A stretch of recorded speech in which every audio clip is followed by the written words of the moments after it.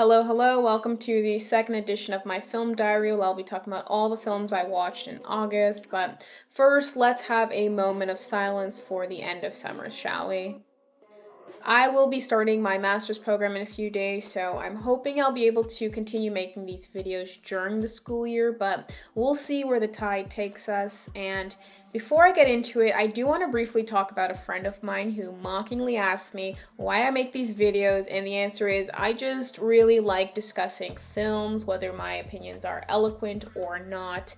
I think I watch a good mix of films, especially because I'm also experimenting with my own taste and tolerability, so I think there's a few hidden gems laying around in my watch list, and I'm hoping that someone watching might find something they like or might share a suggestion for me, because I too love discovering new films. And to make this a bit simpler, I'm going to indicate right off the bat whether the films are Simone approved, and there will be very few spoilers, which is something I struggle with because I'm a professional yapper, so wish me luck and let's get into it.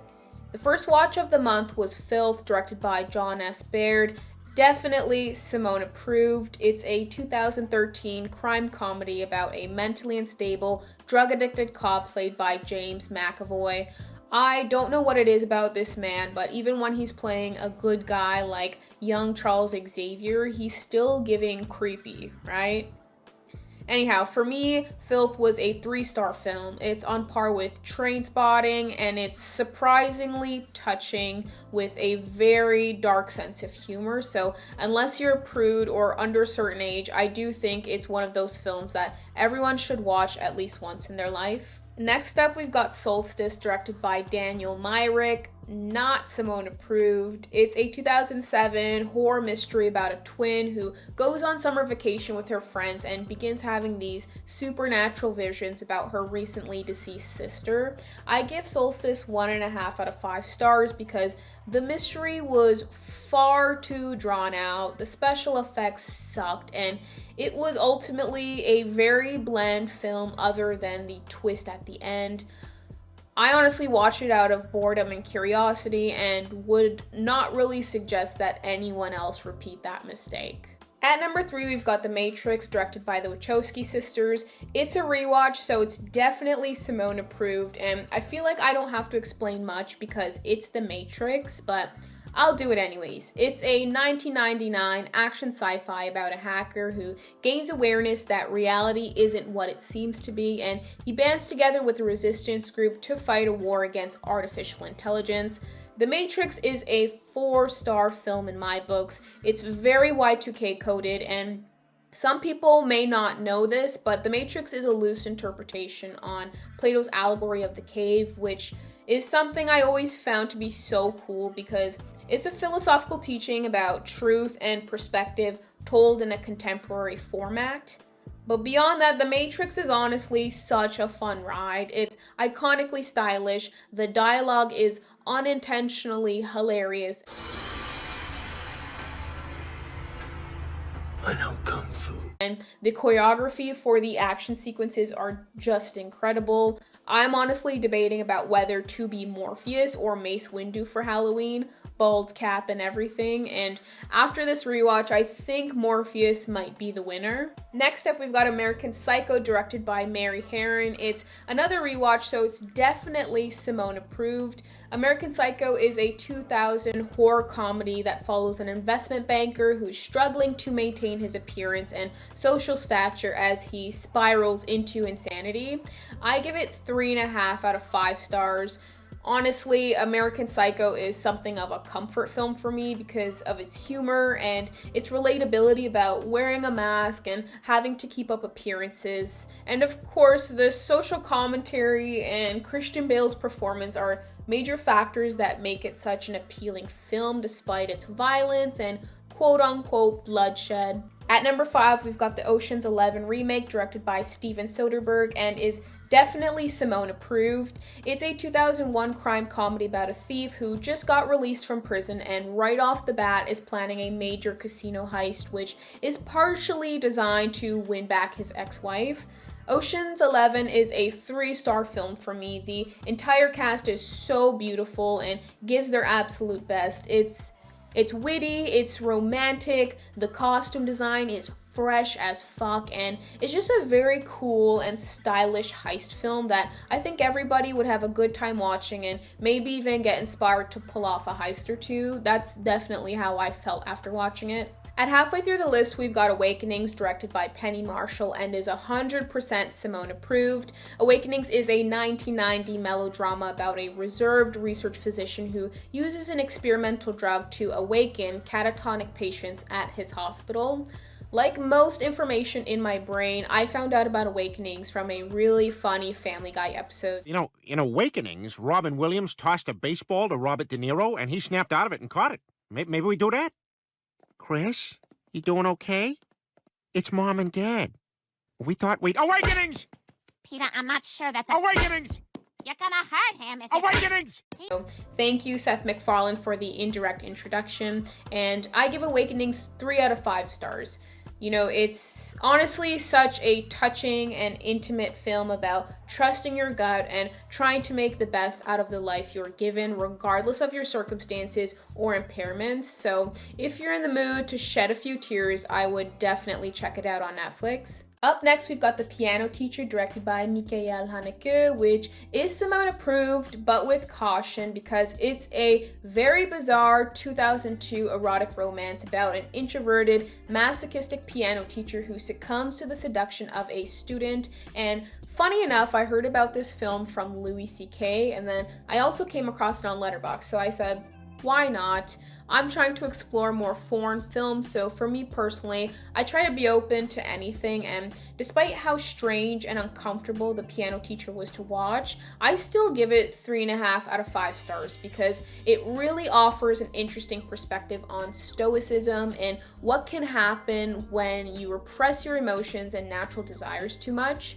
It's also referred to as a Femcel classic, which I don't think is something you see very often in films, so it's definitely unique in that regard. Honestly, if you can stomach some of the disturbing scenes, you'll find that there's a lot to like about The Piano Teacher, and for me, Isabelle Huppert's leading performance was enough to bear that burden. At number 8, we've got the sci-fi film of the year, Alien Romulus, directed by Fede Alverez, and is definitely Simone approved. It's about a young woman and her synthetic brother who join a group of space colonists on a journey, and unfortunately the spacecraft they're on is harboring a bunch of aliens, which are known as xenomorphs. I did make a review and ranking video on it a few weeks ago, so you can definitely check it out if you're interested, but Romulus was a solid 3.5 stars for me. It's nicely paced, the plot wasn't boring despite it being the 9th installment in the Alien universe, and the practical effects were so cool and so scary that you can't help but feel immersed in the world. Honestly, if you haven't seen it already, what are you waiting for? Up next, we've got Repulsion, directed by Roman Polanski, which is Simone approved. It's a 1965 horror drama about a woman who has a pathological fear of male interactions, and when her sister goes away on vacation, she very quickly spirals into madness. I give Repulsion 3 stars, and I know Polanski sucks and is disgusting on an individual level, but he really does make great films. So in cases like this, I try to separate the art from the artist. Anywho, the beginning of Repulsion is pretty slow, but the third act is so intense that it makes up for all of the monotony, and you know, the attention to detail is so ridiculously good. It's as suspenseful as suspense gets and makes very good use of the small budget it had.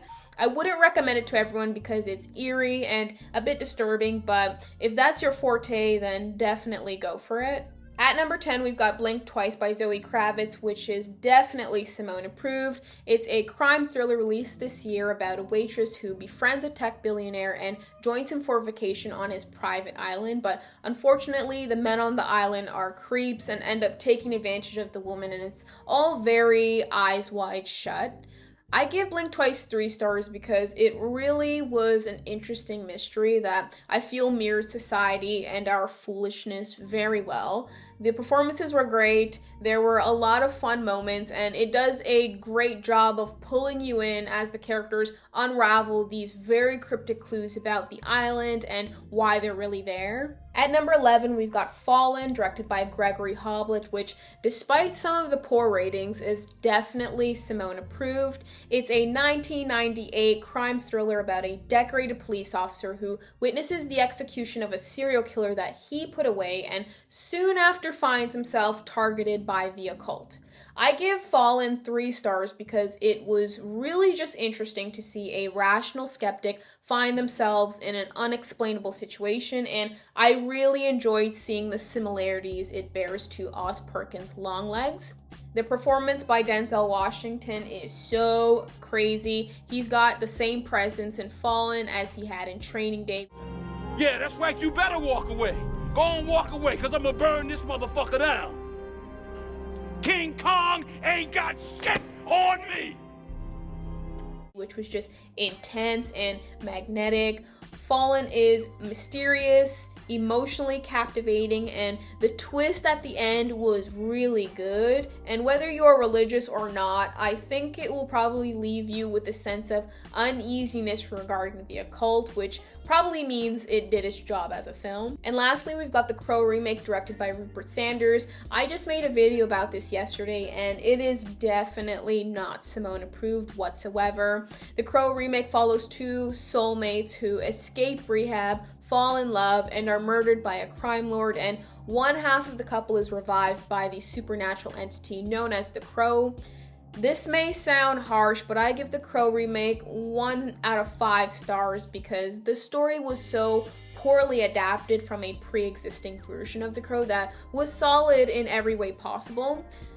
Bill Skarsgård's performance was probably the only good thing about this film because its narrative, soundtrack, costume, set, and makeup design were all very one-dimensional and did not immerse you into the story at all. And if anything, I may suggest watching it only to compare and contrast it to the 1994 version. And here's my watch list ranked from best to worst, or most to least watchworthy. We've got The Matrix, American Psycho, The Piano Teacher, Alien Romulus, Ocean's 11, Filth, Awakenings, Fallen, Repulsion, Blink Twice, Solstice, and The Crow.